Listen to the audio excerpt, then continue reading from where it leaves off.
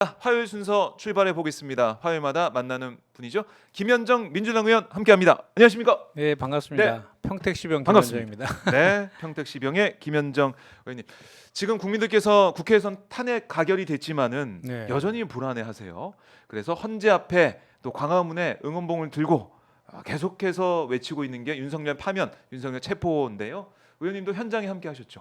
네, 네. 네, 그 매주 저 촛불 집회 같이 하고 있고요. 네.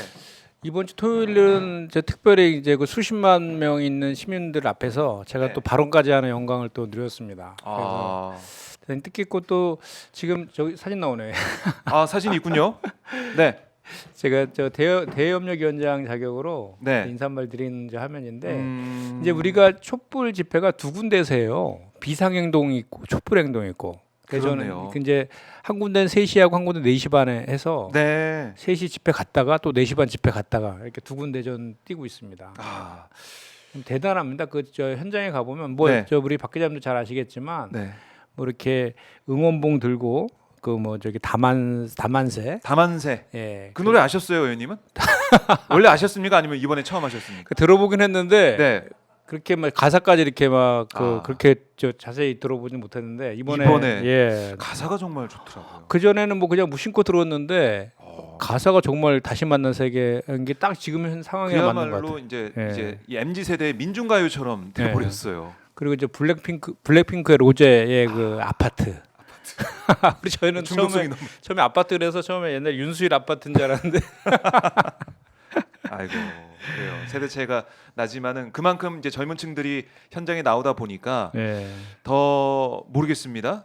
MZ 세대까지 지금 화나게 만든 MZ 세대까지 현장에 나오게 만든 그런 윤석열 이 내란 사태 이게 좀 빨리 뭐 정리가 돼야 되는 것이고요.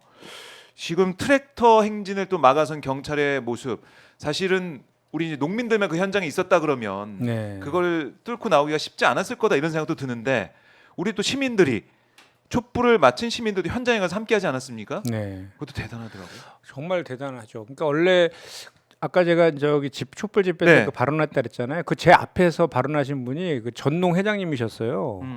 전농 회장이 그 발언하면서 그 이야기를 했더라고요. 남태령역에서 지금 경찰들 차벽에 막혀서 네. 트랙터들이 이동을 못 하고 있다. 그 발언을 하셨는데 영하 한 11도가 넘었었거든요. 28시간 동안 남태령역에서 네. 이제 경찰이 그 막아갖고 대치를 지금 한 건데 그 과거에 우리 저기 박근혜 전 대통령 탄핵 때라든지 이럴 네. 때는 농민들이 소를 끌고 오셨었어요. 강화문에. 맞아요. 그게 이제 전봉준의 후예답게 네. 정말 그 이렇게 한번 들고 일어서시면 아주 그냥 그 끝장을 보시는 스타일이신 것 같아요. 농민분들이. 끝장을 보는 스타일이다. 워낙 지금 그 농민들이 분노해 계세요. 그 얼마 전에 그 양곡관리법부터 해서 거부권 행사. 예, 농민사법 다 네. 거부권을 행사해서 정말 제가 평택이 이제 지역구인데 저희가 도농복합도시거든요. 네. 거기에 농민들의 이렇게 말씀을 들어보면 그 정말 그 식량 주권 차원을 떠나서 그 농업을 통해서 생계를 유지하는 것 자체가 지금 힘든 그런 상황이에요. 그러니까 예를 들어서 제가 한번 여쭤봤더니 그 한 2,000평 정도의 3,000평 정도의 땅에서 농사를 지면은 한 네. 500만 원 남는답니다. 한 1년에. 그거 어떻게 삽니까? 500만 원 가지고. 500만 원 가지고 예. 살 수 그러니까 없죠. 실제로 그 농민들의 그 현실이 그래. 근데 이게 사실은 농민들이 네. 그 보수 쪽이나 여당 쪽에서 정부 여당은 이렇게 얘기하잖아요. 이게 뭐 그 쌀이 남는다 해서 그걸 다 사주면 이게 말이 되냐? 자본주의 시장 원리에 어긋나지 않느냐? 뭐 네. 이런 주장을 하잖아요. 그리고 이렇게 되면 쌀을 더 과잉 생산한다. 이렇게 주장을 하잖아요. 근데 사실은 그 내용을 들여다보면 남는 쌀 남는 쌀 방지법이에요. 남는 쌀 방지법. 예, 과잉 생산을 방지하는 법안입니다. 그 내용을 들어가 보면. 네. 그래서 그 이제 그 쌀 대신에 타작물도 재배할 수 있도록 해가지고 장려를 해가지고 그거에 대한 지원금도 주고 그래서 우리가 지금 쌀 농사 거의 뭐 쌀을 제외한 콩이나 뭐 이런 그 타작물 같은 경우에는 거의 90% 이상이 다 수입하거든요. 네. 그 자급력도 높이면서 그 쌀의 과잉 생산을 방지하는 그런 내용인데 이 쌀이 왜 이렇게 많이 남게 되는지에 대해서 거슬러 올라가면요. 그 기억나실 겁니다. 우루과이 라운드라고 WTO에서 예. 쌀 시장 개방했었잖아요. 예. 쌀 시장 개방하고 지금 그 해외에서 의무적으로 쌀을 수입해야 되는 그 쌀들이 네. 지금 다 지금 창고에 쌓여 있어요. 그래 뭐 무슨 뭐 저기 동물들 사료로 쓰고 뭐 막 이러면서 거의 막 그렇게 지금 하고 있는 그런 그 피해들을 지금 우리의 농민들이 보고 있는 거고 그 네. 당시에 농민들의 이런 피해 보지 않겠다라고 또 정부에서 약속도 하고 그랬거든요. 음. 근데 하나도 안 지켜지고 있는 거죠. 네. 그렇다 해서 그래서- 그렇다 해서 우리가 그럼 식량을 갖다가 그러면 그 쌀을 생산하는 거를 남는다 해서 네. 그걸 뭐 예를 들어 절대 농지를 다 풀어줘 갖고 뭐 다른 걸 음. 개발시키거나 그러면 그리고 다 수입해서 쓰면 정말 식량 자급이 필요한 그 시점이 되면 네. 그때는 어떻게 할 거예요? 아. 식량 주권의 문제가 결부돼 있는 거거든. 생존권뿐만 아니라. 네. 그런 차원에서 보면은 이걸 하지 않을 이유가 하나도 없는데 그리고 이제 실제로 제가 자꾸 이 말씀을 이제 그 과거의 사례들이 있거든요. 그 저기 이명박 정부랑 박근혜 정부 때에는 지금처럼 했어요. 그러니까 지금 정부는 그거잖아요. 쌀값이 폭락하면 우리가 사줄게 그때 알아서. 그거잖아요. 근데 네.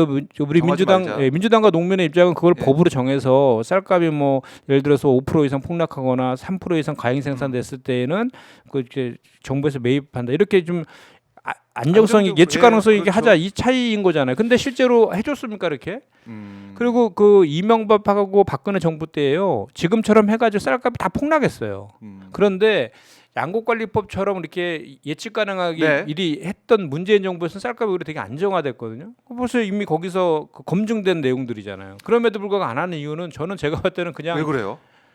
민주당이 하자라니까 싫은 거 민주당이 하자 아닌가? 그러니까? 그거 아니면 설명이 잘 안 돼요. 그러니까 농민들도 이제 원하고 있고 네. 의원님 말씀 들어보면은 좀 합리적인 그런 방안을 네. 법안으로 만들어서 내놨는데 그걸 안 받아들이고 있고 그러니까 무조건 사주는 게 아니잖아요. 네. 조건이 있단 조건이 말이에요. 있죠. 예, 예. 조건을 뭐 협상하고 나중에 뭐 바꿀 수도 있겠지만 일단 해보자는 건데 안 하고 있다. 한덕수 국무총리가 이번에 거부권 행사한 거 아니겠습니까? 네. 특히 예. 한덕수 권한대행이 그러니까요. 지금 사실은 내란 이 사태에 지금 뭐 어떻게 될지 모르는 사람인데 그걸 거부했어요. 권한대행이라고 그러니까 자기가. 이 권한대행이 예. 우리가 권한대행을 임명한 취지는 국정 공백을 빠르게 메우고 민생을 안정시키라는 취지에서 권한대행을 임명하는 거잖아요. 네. 근데 그 민생 법안이라는 농민 생존권이 걸린 법안을 첫 번째 한 짓이 그걸 거부권 행사한 거란 말이죠. 이해할 수가 없습니다. 굳이 그렇게 할 이유가 뭐가 있습니까? 지금 누구를 대행하는 거예요, 지금? 마치 뭐 그야말로 윤석열 아바타처럼 한덕수 대행이 그런 행보를 보이고 있는 것이고 오늘 국무회의에서 한덕수 대행이 한 발언도 지금 알려주고 있는데 네. 특검법 처리나 헌법재판관 임명처럼 법리 해석과 정치적 견해가 충돌하는 현안을 현명하게 처리하기 위해서는 무엇보다 여야가 머리를 맞대야 된다. 여야가 타협안을 토론하고 협상하는 것부터 시작해야 된다. 그리고 수사를 하는 쪽과 받는 쪽이 모두 공평하다고 수긍할 수 있는 법의 틀을 만들어내기 위해 여야가 노력을 하지 않으면 대한민국의 지금보다 한층 심한 불신과 증오가 자라날 위험이 크다.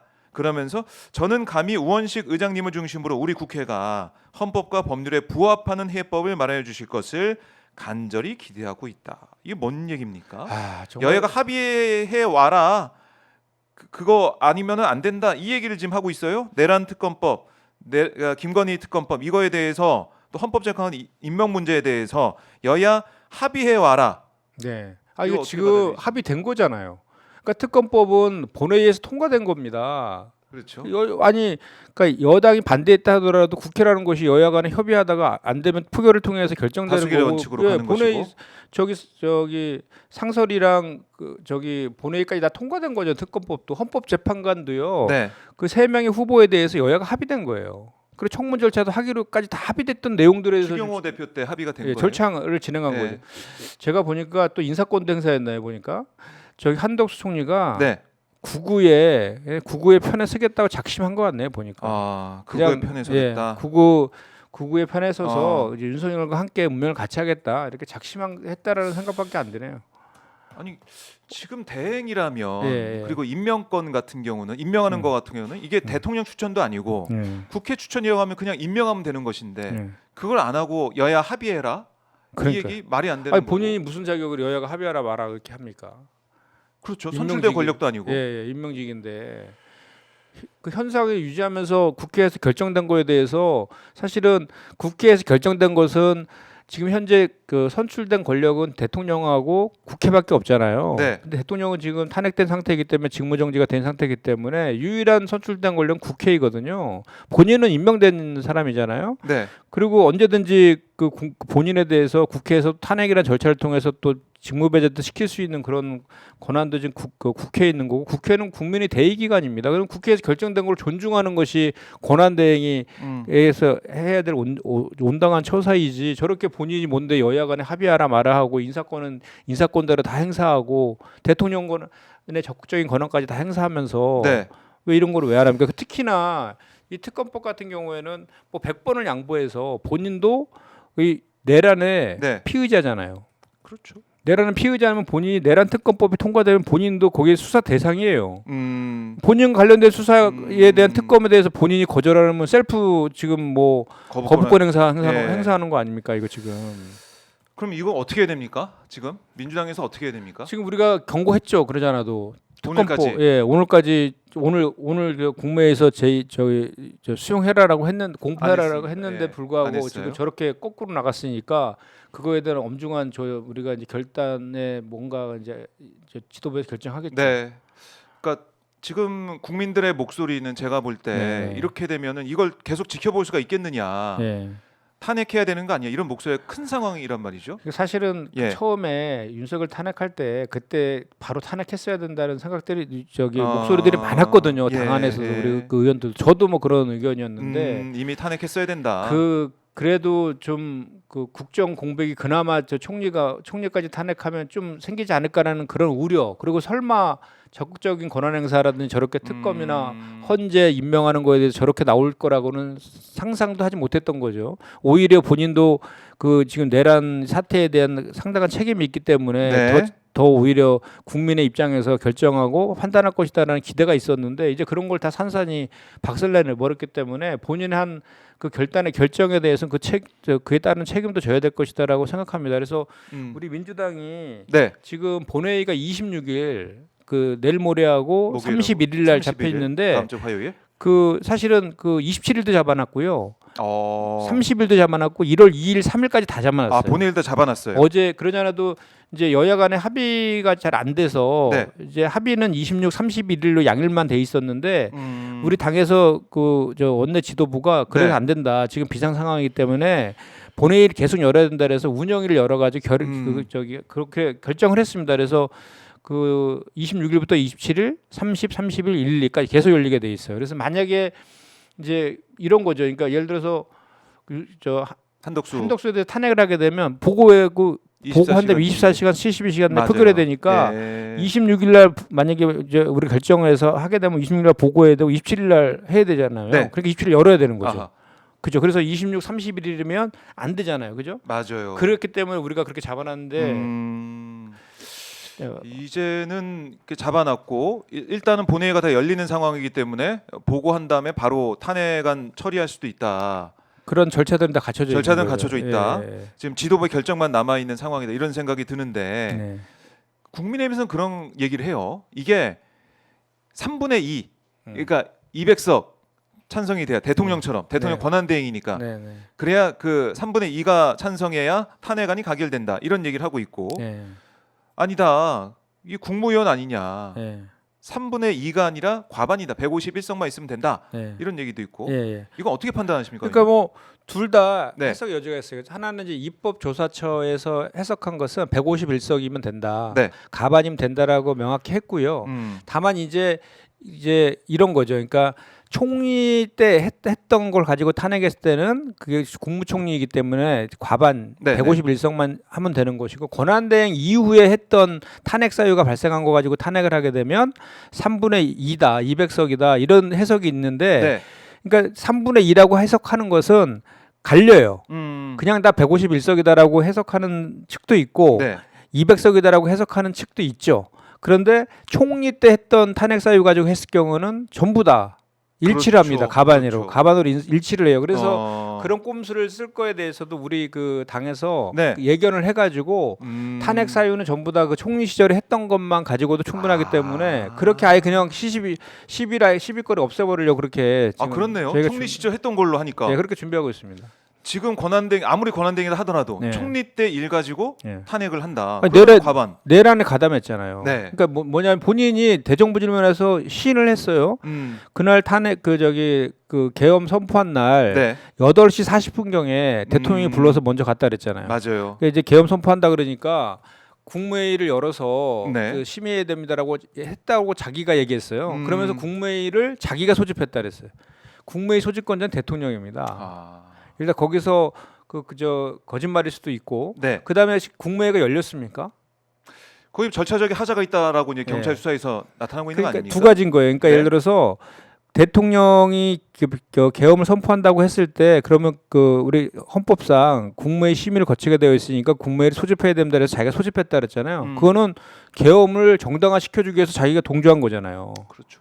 그 요건을 갖춰주는 행위를 한 것이고 네. 본인이 또 와서는 국무회의가 열리지 않았다는 식으로 또 막 얘기를 해요. 그러면은 국무회의 절차를 거치지 않았기 때문에 그 계엄이 위법한 거예요. 그 위법한 계엄에 본인도 같이 그 자리에 있었단 말이죠. 네. 그렇기 때문에 내란을 가담한 거로 지금 피의자로 되어 있잖아요. 그래서 그거 가지고 탄핵 사유로 충분히 삼을 수 있다라는 거죠.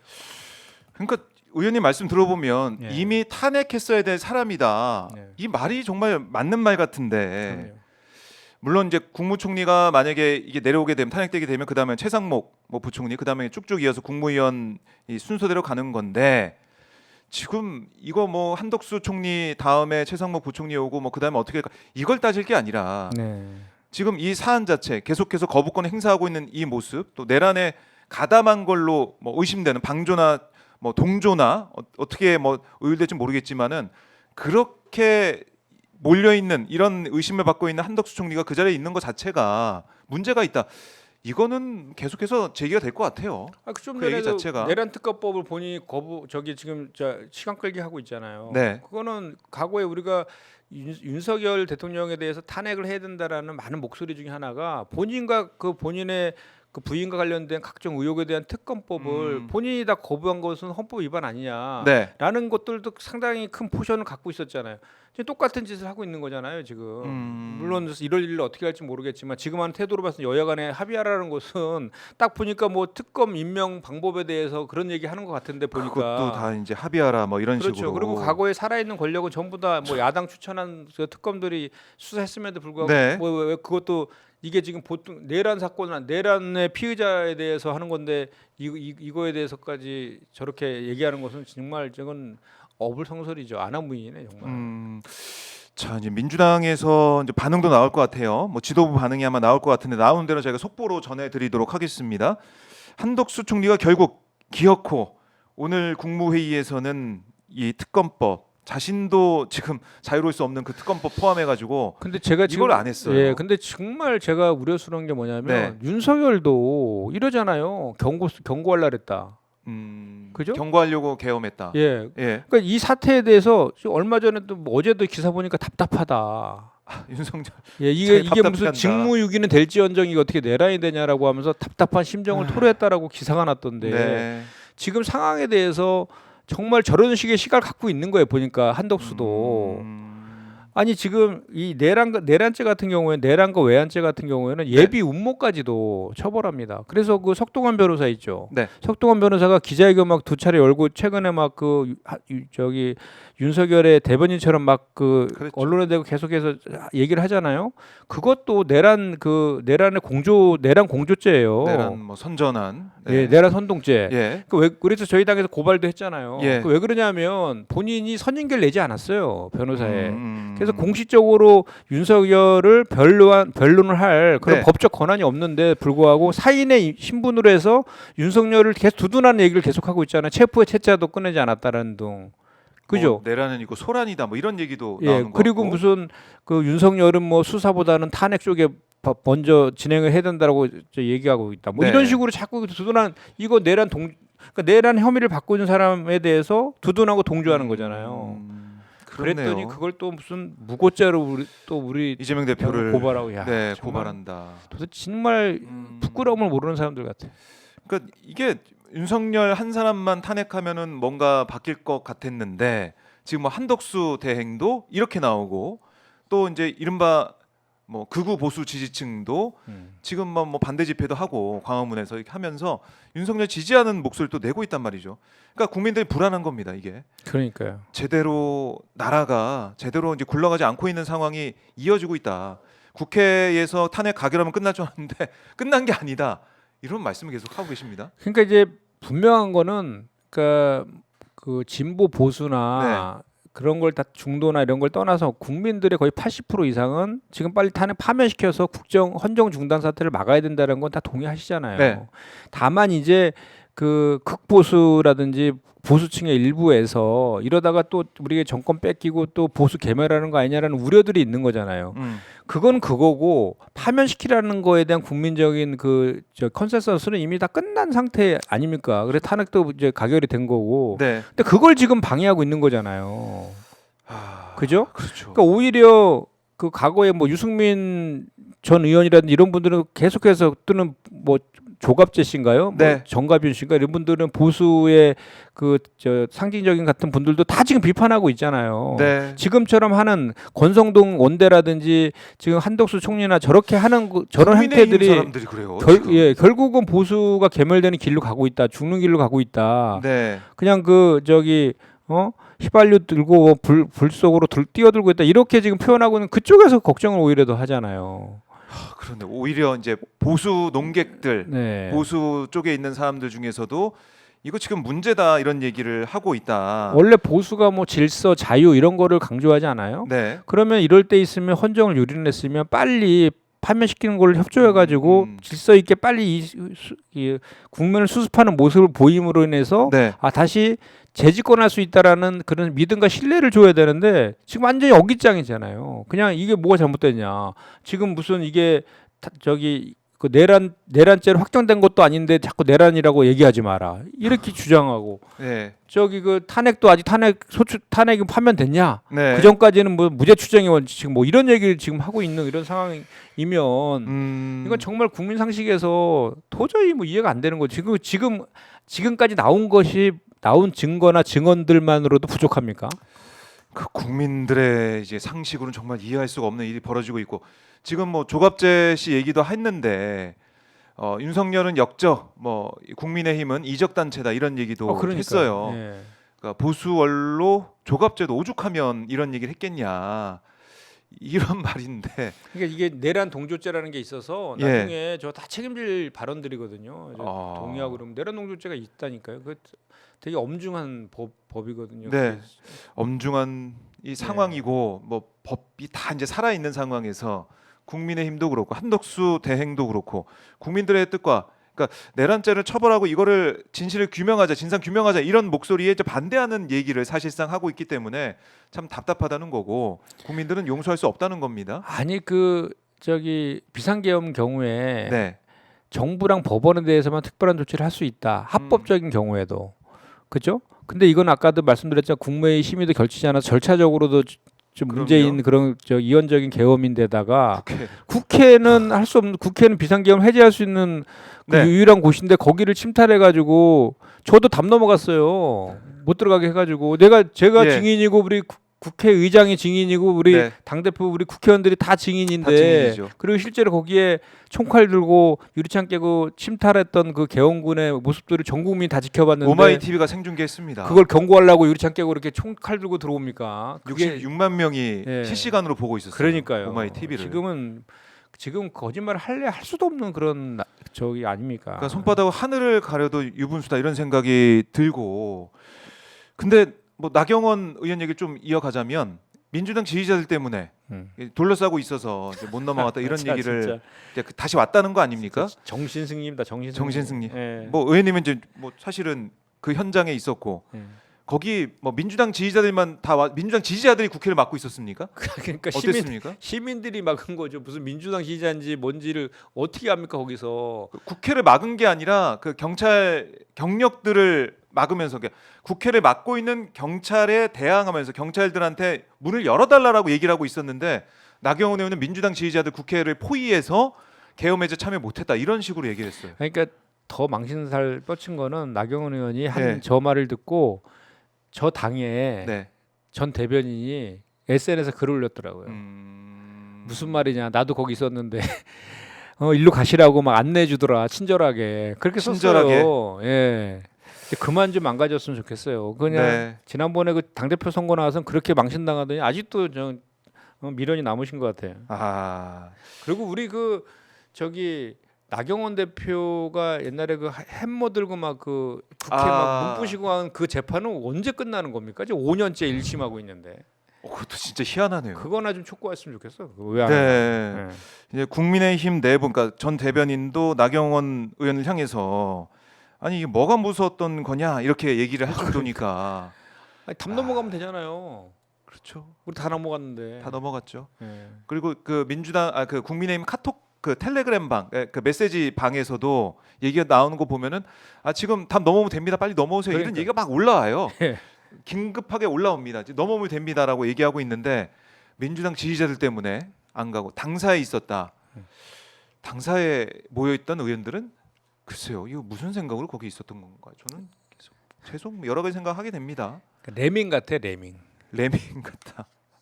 이 레밍 저 집단적으로 자살하는 습성 있는 쥐떼들을 레밍이라고 하더라고요. 그러니까요.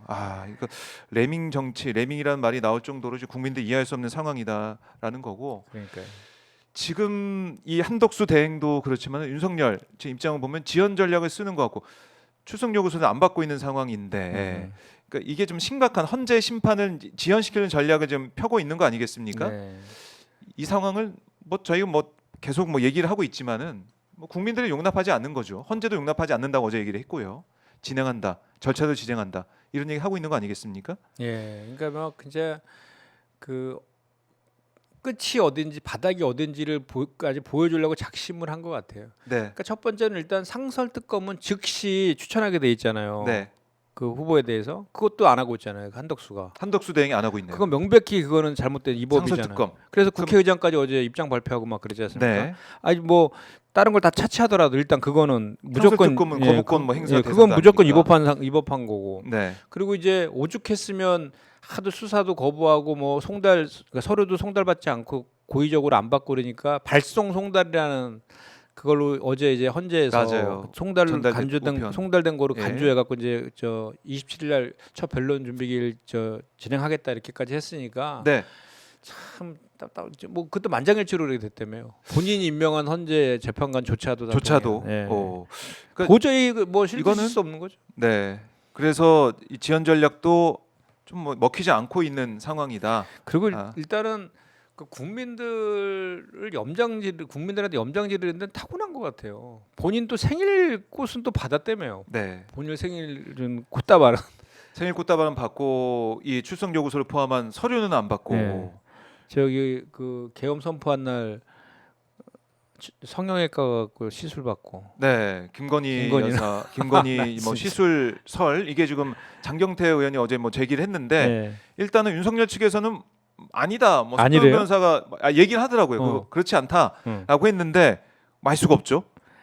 그 간 적이 없다라고 했답니까? 알 수가 없습니다. 이 석동현 변호사가 어제 얘기한 그 이제 보도된 바에 따르면은 이거 아니다, 유언비어다 이런 식으로 얘기를 했다는 거예요.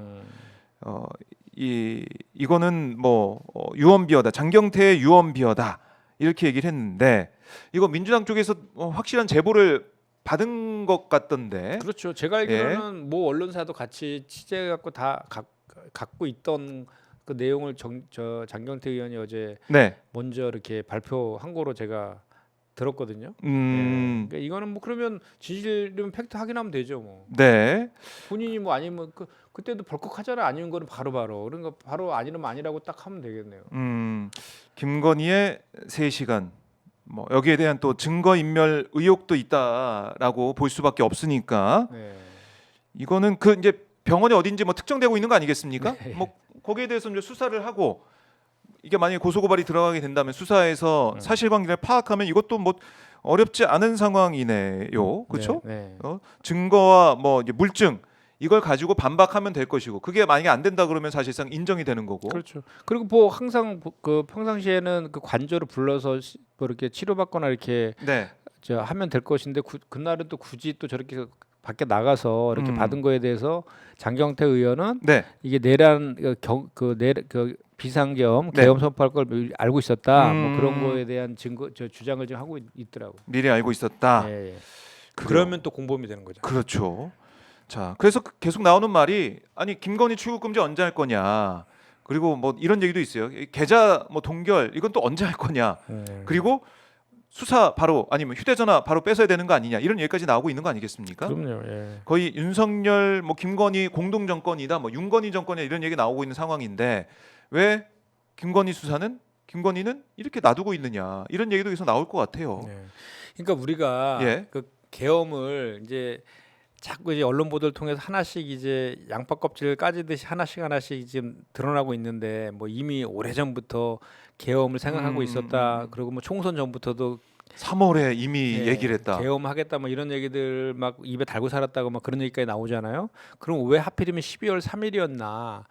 이런 거에 대해서는 뭐 왕자설 뭐 네. 왕자 세계 뭐 이런 얘기도 나오고 막 이런 얘기도 있는데 가만히 보니까 네. 그거 같아요. 그러니까 뭐요? 김건희 특검법 그 앞두고 있었잖아요. 네. 그 명태균 구속돼 있지. 명태균 관련된 것들 지금 뭐 그게 거기서 뭔가 스모킹 건이 많이 나올 것 같은 그런 불안감. 그것 때문에 3일날 불이 나게 한 것 같아요. 네. 느낌. 왜냐하면 황금폰에 지금 나오고 있잖아요. 그러니까요. 다 나오고 있잖아요. 지금 뭐 본인이랑 통화한 거 윤석열이 윤상현 한테 또 얘기할게 이 얘기 뭐부터 다 나오고 있잖아요. 지금. 그러니까요. 그건 터지는 순간 다 끝이구나라고 본인들이 느꼈을 것 같아요. 음, 그것만 있었겠습니까?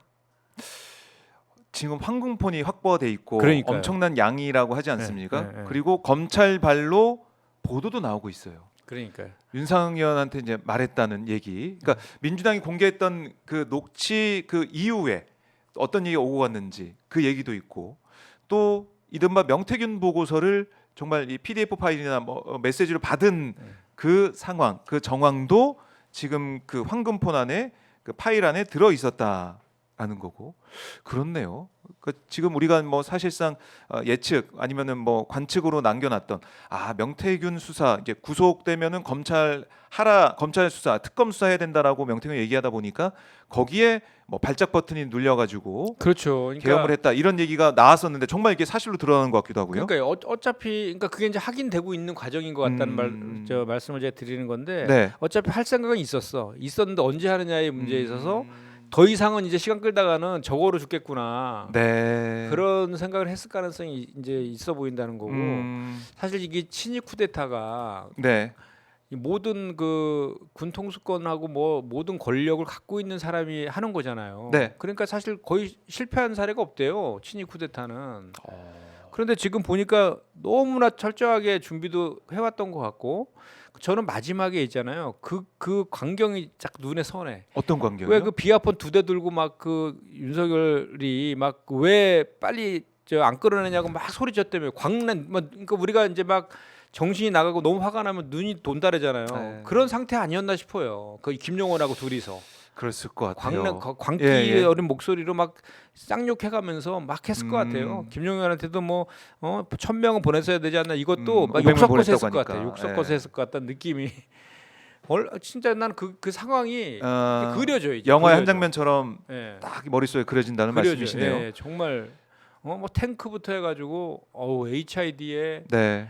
그 성관위원들까지 30명 다 그 포석줄을 묶어가지고 하라는 그 두 건까지 씌우고 야, 케이블 타이. 이게 얼마나 치밀한 겁니까? 그러니까 노상원 수첩에 정치인 언론인 사살 표현까지 있었다는 거 아닙니까? 그러니까. 사살 표현.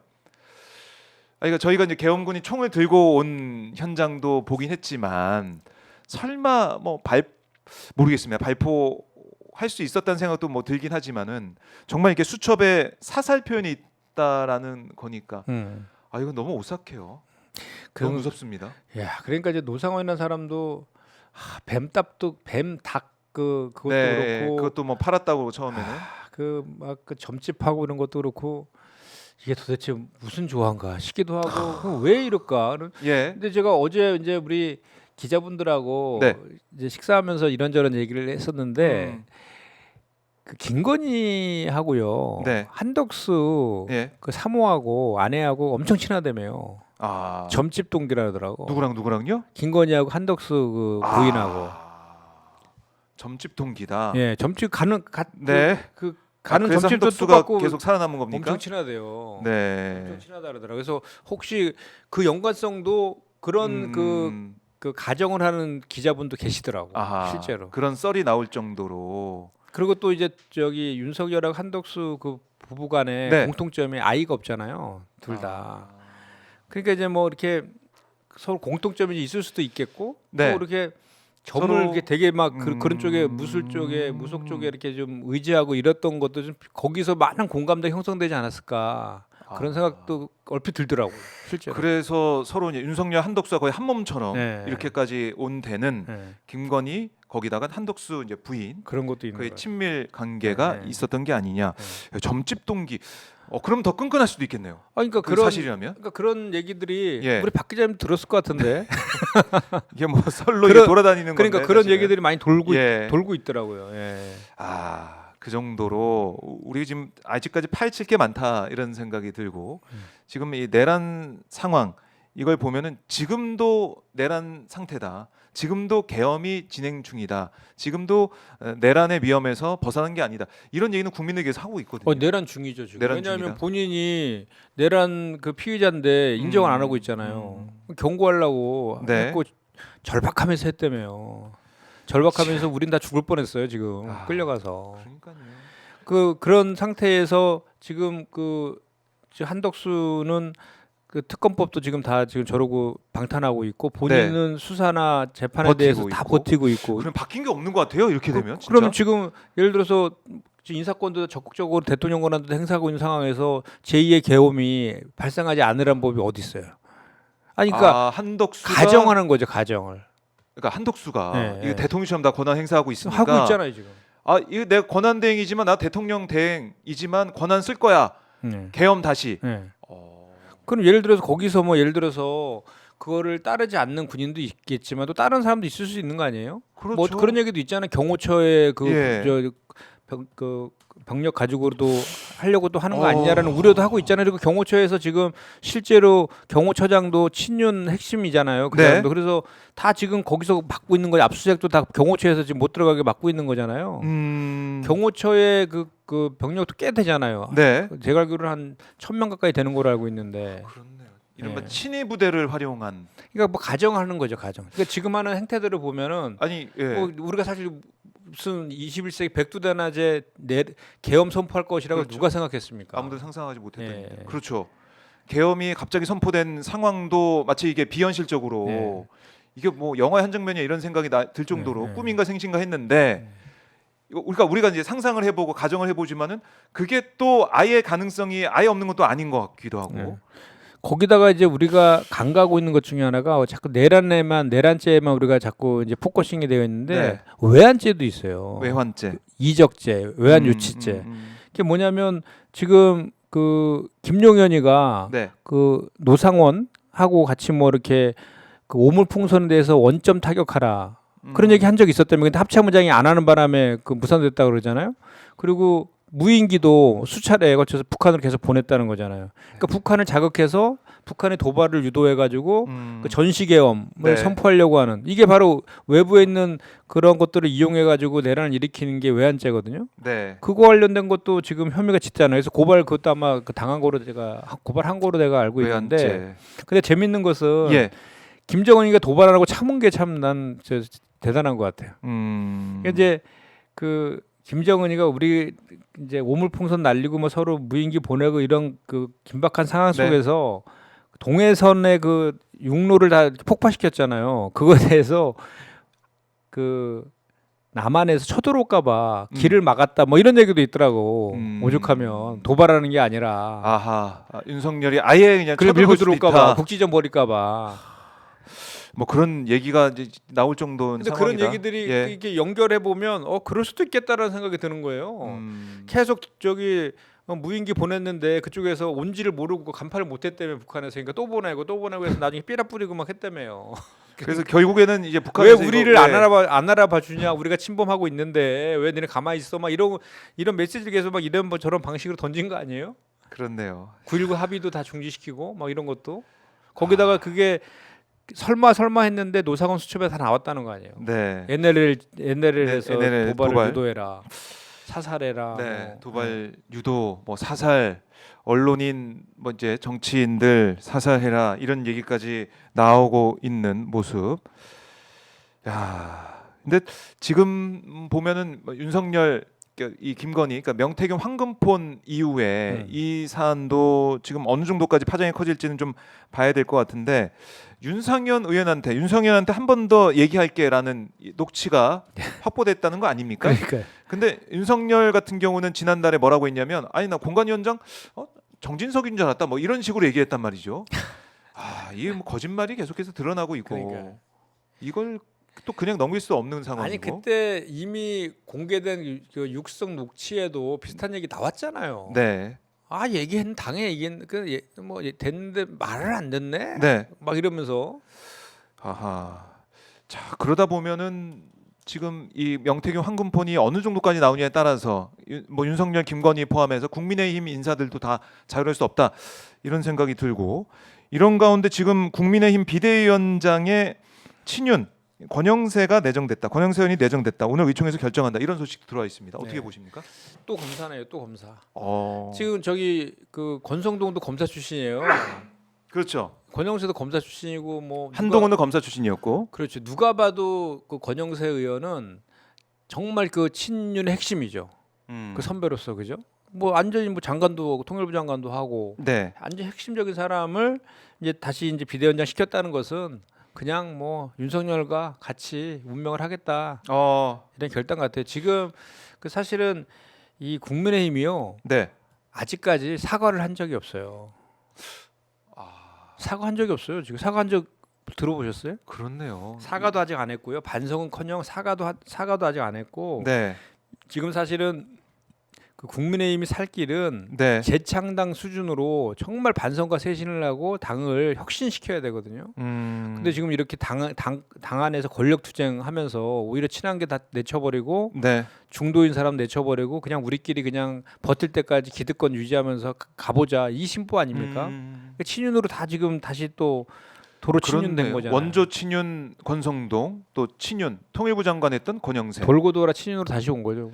저 체리따먹으로 유명했잖아요. 권성동도 그렇죠. 시작이 다시 예, 온 거죠. 예. 야, 참 이래가지고 정말 어떻게 하려고 하는지 모르겠네요. 그러니까 아, 정말 그 영남 자민당으로 그냥 그렇게 하려고 하는 생각인지 두 분은 영남도 아닌데 권영세는 어떻게 하시려고? 서울이고 예. 또 권성동 강릉이고 예. 그렇네요. 근데 이게 85명의 이른바 이 탄핵에 반대했던 사람이 똘똘 뭉치고 있다. 이거는 국민들의 지지를 받을 수 없는 그 구성 아닙니까? 예. 영남 자민련 그게 이제 보니까 자민당. 우리가 예. 이제 여론조사 이렇게 하면 당내 자체적으로 하는 그런 거라든지 뭐 이렇게 보면은 하여튼 그 파면에 든다. 그러니까 모든 연령대랑 지역에서 다 높은 건 맞는데 네. 그 정당 지지율을 버텨주더라고요. TK 쪽에서 영남이랑 20% 정도는 20%가 나오더라고요. 지켜주더라고요. 그러니까 그거 믿고 있는 거죠. 그거 믿고. 그래요. 뭐 어떤 분이 쌍권이다. 쌍권. 두 권 씨가 지금 국민의힘을 이끌게 되는 싼 거. 그 투한스라고 했잖아요. 예. 그 한동훈 한덕수. 근데 이제 쌍권으로 투권으로 투건수가 되는 상황인데 모르겠습니다. 이게 뭐 국민의힘 특히 이제 보수 진영 뭐 보수의 종말이라는 책도 신인규 변호사 쓴 책도 있는데 정말 종말로 가게 되는 그런 하나의 또 루트로 가는 게 아니냐 이런 생각도 들어요. 박근혜 때의 이제 이른바 이제 배신자 프레임 너무 이제 바른정당을 통해서 많이 고생했던 이 보수 정치인들이 그래서 안 된다 뭉쳐야 된다 이런 생각하는 것 같은데 박근혜 때랑 지금은 이게 천지 차이 아닙니까? 예. 그때 국정농단이 주였지만 이번에는 내란죄예요. 그럼요. 그걸 가지고 또 똘똘 뭉치자 이거는 거의 이제 망하는 길로 가고 있는 게 아닌 지적이 나오고 있습니다. 아 근데 정말 걱정되네요. 그러니까 왜냐하면 지금 헌정이 중단된 상태인데 일말의 정치인으로서 그 국민이 선출한 사람들인데 일말에 그래도 도덕적 양심은 있어야 되는 거 아닙니까? 네. 아니 헌정이 중단돼 있고 지금 내란 수계의 피의자인데 그 사람을 방탄하고 그 사람을 두둔하기 위해서 온 그 저 여당이 국민의힘이 온 그 당력을 다 집중하는 이런 모습들을 보고 정말 자괴감까지 듭니다. 자괴감. 그리고 지금 윤석열도 얼마나 사실은 제가 그 토요일날 그 저기 시민들에게 연설할 때 그런 얘기했거든요. 네. 정말 이 사람은 인면 수심이고 그 후한무치한 사람이다. 왜냐하면 모든 책임을 부하 직원들한테 아래 사람들 다 떠넘기고 있잖아요.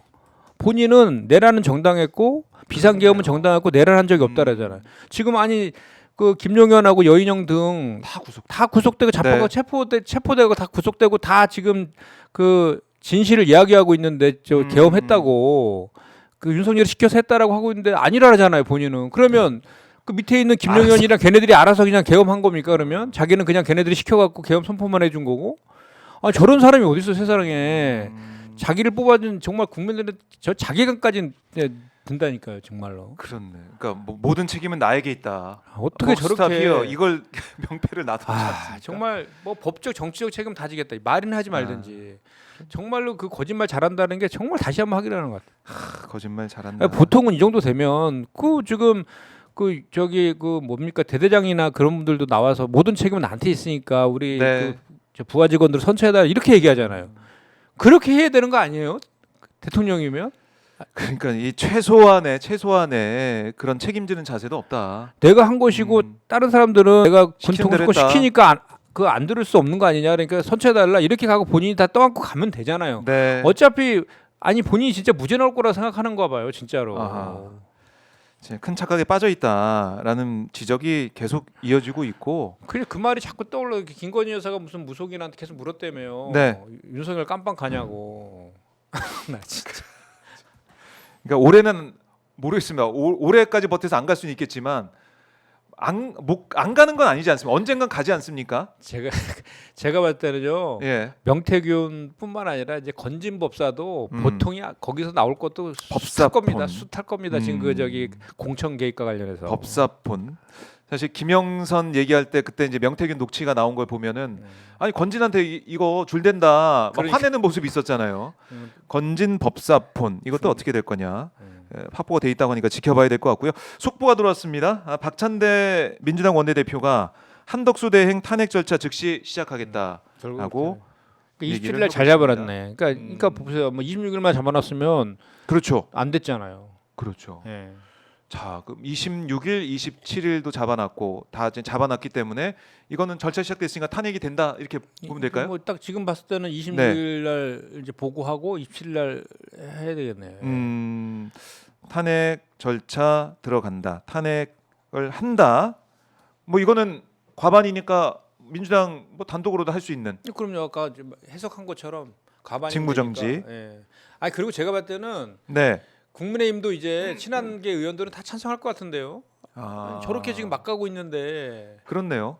그죠? 지금 이백석도 권영세 뭐 그냥- 비대위원장과 권성동 원내대표의 이 체제에서 자 입법조사처는 한덕수 총리 직무로 탄핵하면 백신 한 명이 정족수. 아까 네. 말씀하신 대로. 맞습니다. 그렇게 해석했어요. 네. 자 그러면 이거 그런 얘기도 있어요. 일각에서는 아니요 국무회의 셧다운 시키는 게 아니냐 이런 얘기. 예. 한덕수 압박하려고 국무회의 셧다운까지 시키는 게 아니냐, 국정 불안 자초 역풍 우려 있는 거 아니냐 이런 일부의 언론 보도도 있는데 어떻게 답변하시겠습니까? 국무회의 그러니까 셧다운은 뭐 있으면은 더 오히려 그 자체가 리스크인 사람들이에요. 그 사람들은 그러니까 본인들이 한 짓을 생각해 보시라고요. 네. 정말로. 야 제가 보니까 뭐 그 국무위원 중에 2명 정도가 이제 그 계엄에 저 반대 표시를 했다라고 이렇게 알려져 있는데 그러니까 보니까 조태월 외무부 장관만 막 그 저기 기자회견 하는 데까지 쫓아가서 막 못하게 말렸다라더라고 한 명만. 그 정도 외에 나머지는 다 묵시적으로 이렇게 막 그냥 가만히 있었던 것 같아요. 막 네.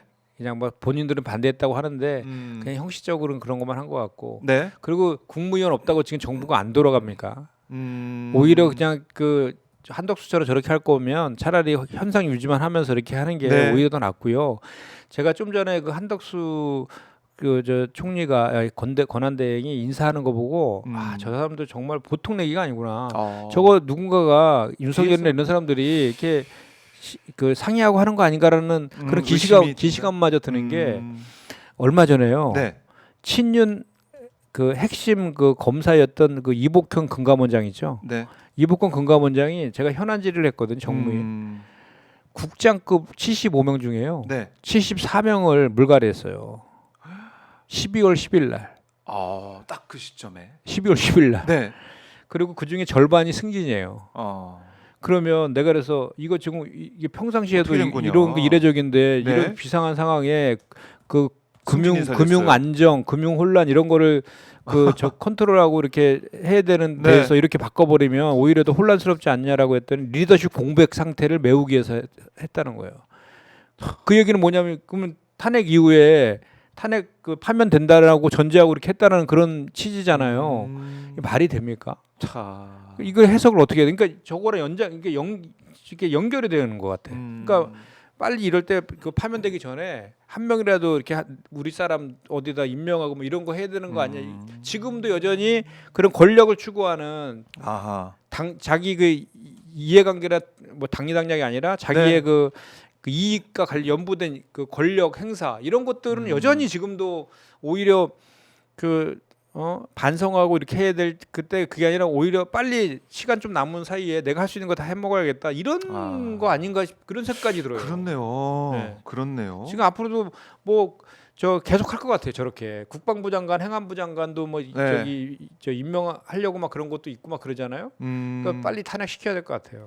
빨리 탄핵을 시켜야 된다. 한덕수 탄핵. 그럼 최상목 경제부총리가 네. 이제 오는데. 그러니까 일부에서는 그러면 또 최상목이 또 그러면 어떠냐 뭐 이런 우려를 네. 하시는데 그 우려는 그 다음 생각이고 지금 저렇게 그 이원적인 위법적인 그 권한 대행을 하고 있는 그런 상황에서는 네. 명백하게 우리 국민의 대의기관인 국회에서 책임을 물어야 되는 게 오히려 맞다라고 봐요. 지금 아. 그냥 두면 어떡할 겁니까? 그렇죠. 네. 그 최상목이 부총리가 오면은 뭐 국무회의 어떻게 되냐, 뭐 네. 앞으로 어떻게 되냐 이걸 따질 때가 아니다.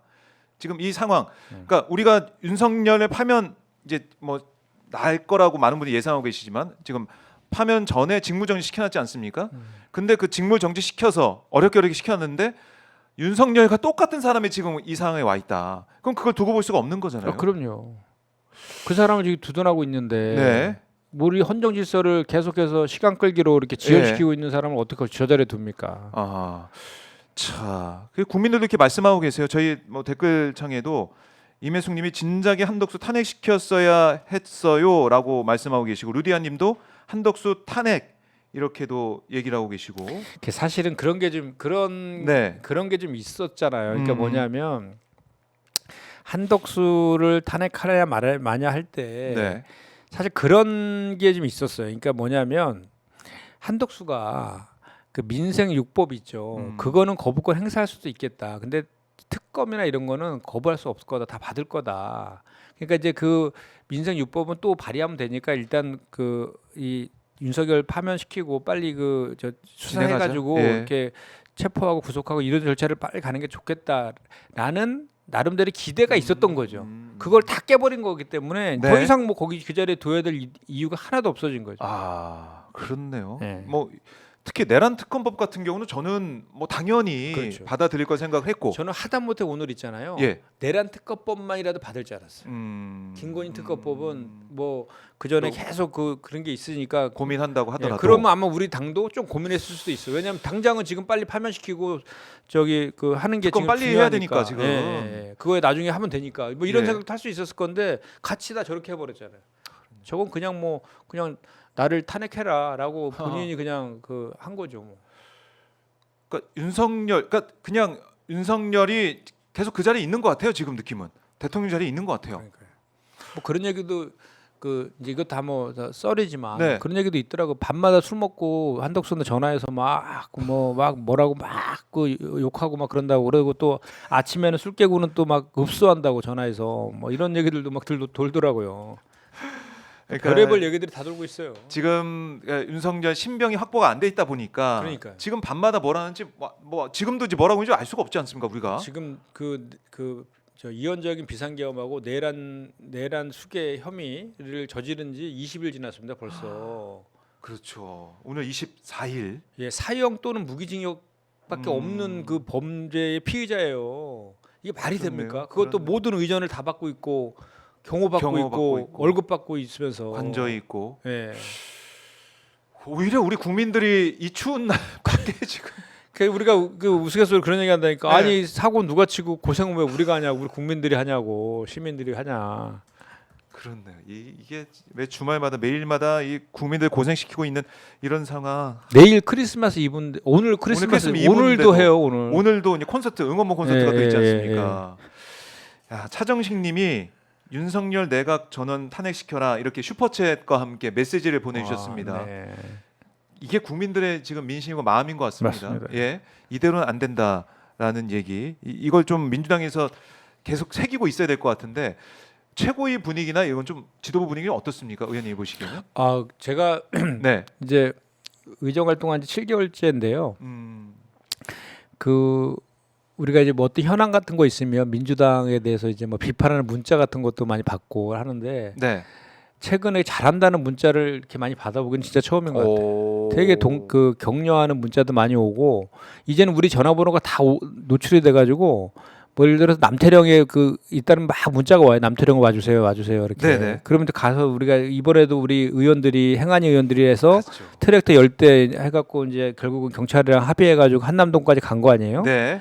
그런 역할 해준 것도 고맙다고 문자 오고 그런 정치적 효능감들을 최근에 저희한테 좀 느끼시는 것 같아요.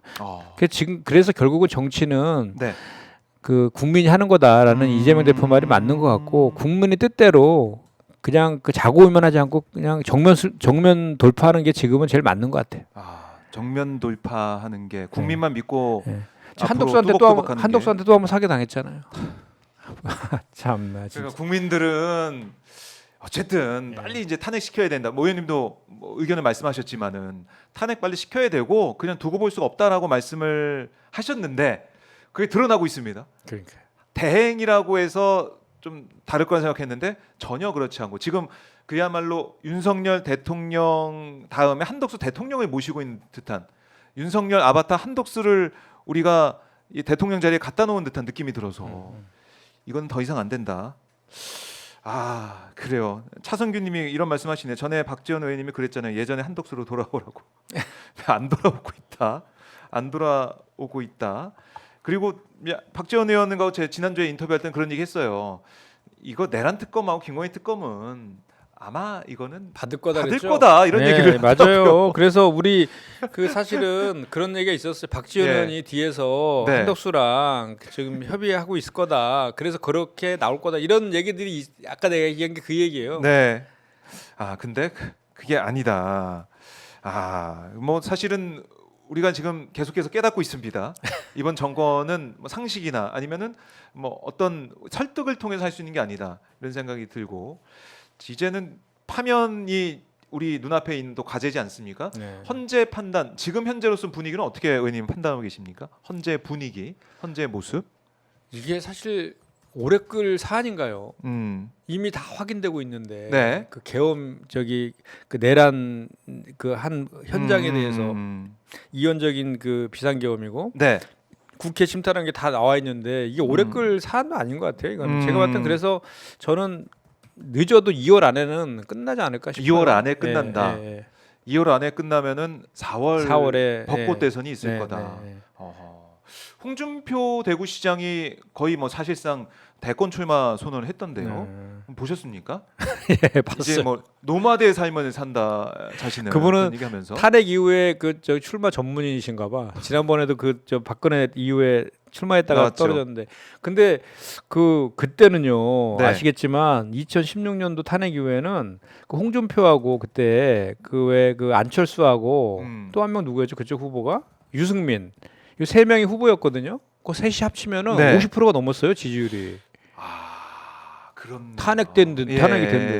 지금은 다 합쳐도 뭐 보니까 그 뭐 10%도 안 되는 것 같던데요. 다 한 자릿수더라고요. 뭐 5% 뭐 3% 뭐 다 이렇잖아요. 이재명 대표는 37%인가? 그러니까 뭐 그때 하면 완전히 지금 뭐 그 유력한 후보조차도 지금 없는데 이런 상황에서 어떻게 하시려고 또 그러시나 모르겠네. 어떻게 하려고? 이준석 의원도 지금 사실상 만 40세 자기 이제 3월 말 되면 지난다. 출마 의지를 좀 보이고 있던데. 이거 근데 지금 저희 당에서는 대선의 대자 디귿자도 지금 안 꺼내고 있거든요. 그건 저희 금기어예요, 금기어. 금기어다. 지금 그런 대선 얘기할 때가 아니잖아요. 아니 지금 파면시키고 빨리 처벌시키고 구속시키고 이거를 하고 헌정을 빨리 네. 헌정 중단자들을 막는 게 지금 급선무지 대선 얘기할 때입니까? 그리고 속으로 이거 홍준표도 그럼 결국 그런 거잖아요. 속으로는 자기 대선 출마하고 싶은 마음이 굴뚝 같은데 겉으로는 이재명 그 자기의 극우 보수 지지를 받기 위해서 그 막 양다리 걸치면서 어떨 때는 한덕수 욕했다가 어떨 때는 또 권성동 욕했다가 어떨 때 뭐 한동훈 욕했다가 어떨 때는 또 뭐 네. 윤석열 두둔했다가 막 이거 왔다 갔다 하고 있는 거잖아요. 그렇게 그 정치적인 이해관계로만 가지고 했다가는 나중에 그 결과가 좋을 리가 없잖아요. 네. 그래요. 이재명 대표도 엄청 또 욕하더라고. 그때는 그렇게 막 두둔하더니. 참 지금 뭐 우리가 이제 오로지 그분은 자기의 경쟁 상대로만 되면은 그냥 공격하는 것 같아. 본능적으로. 국민들이 뭐 현명하게 판단을 할 거다. 네. 아까도 언급하신 것처럼 정치는 정치인하는 것 같아도 국민이 하고 있는 거다. 그 말씀 꼭 한마디 드리고 싶어요. 명태균의 한금폰에 네. 본인이 많이 나올 것 같다. 그것도 대비 좀 하셔야 될 것 같다고. 그렇습니다. 아니라고만 한다고 될 건 아닌 것 같아요. 그러니까요. 네. 뭐 말로만 안 한다 그러면 뭐 증거 나오면 어떻게 할 겁니까? 그러니까. 자, 이제 대선 뭐 분위기까지 짚어봤고요. 의원님 오늘도 저희가 뭐 속보까지 해서 하나하나 짚어봤고 네. 또 현장에서 추운 현장에서 뵙고 또 말씀도 들어보도록 하겠습니다. 네, 네, 네, 네. 끝으로 가시기 전에 우리 시청자분들께 한 말씀 해주시죠. 저희가 11시에 오늘 네. 11시에 이재명 대표님하고 같이 서민금융진흥원에 방문합니다. 이게 서민금융진흥원은 아시겠지만 그런 데거든요. 이렇게 그 저신용자라든지 아주 그 저소득층 네. 계층에게 마지막으로 대출을 해주는. 그러니까 뭐 긴급 생계비 대출 같은 경우는 급전해 주는 거예요. 소위 말해서 100만 원, 100만 원 대출해 주는 겁니다. 금리가 15.9%예요. 그러니까 사채 시장으로 가지 말고 차라리 15.9%라도 급전이라도 이거를 쓰시라 이런 거거든요. 그런 거를 해주는 게 서민금융진흥원이고 같이 이제 신용회복위원회도 같이 있는데 신복위는 뭐냐면 도저히 안 됐을 때 채무 조정해 주는 거예요. 이렇게 채무 조정하고 개인 회생, 파산과 연계시켜 주는 그런 거의 우리 서민들의 한계 차주로 몰린 그 서민들이 마지막에 찾는 곳이 서민금융진흥원인데 네. 그 100만 원짜리 그 생계비 대출하는 그 연체율이 30%가 넘어갔어요. 그것도 20대, 30대가 가장 높음. 막 이래서 그 현장을 우리가 가서 그런 그 사례들을 직접 청취하고 정부한테 이제 대안을 좀 이렇게 만들어서 제안하려고 이재명 대표님한테 하고 같이 제가 지금 그 정무위에서 같이 지금 가기로 되어 있습니다. 그래서 거기 11시에 오마이 TV도 아마 그 오시지 않을까 싶은데. 네. 저희가 현장 상황을 또 네. 보도록 하겠습니다. 네, 의원님 제가 말씀 말씀 잘 들었고요. 네, 네. 다음 주에 뵙겠습니다. 고맙습니다. 네, 고맙습니다. 감사합니다. 네. 네, 김현정 민주당 의원 보내드리고요.